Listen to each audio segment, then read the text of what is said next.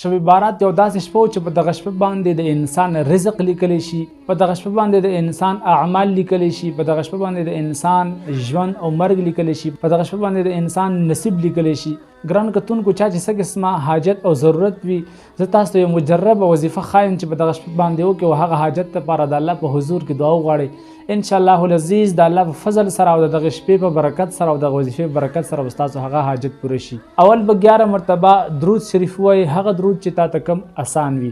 هغې پسې به وروستو 100 مرتبه استغفر الله استغفر الله استغفر الله دغه وظیفه وکړي، او هغې پسې وروستو بیا لا اله الا انت سبحانك اني كنت من الظالمين دغه وظیفه به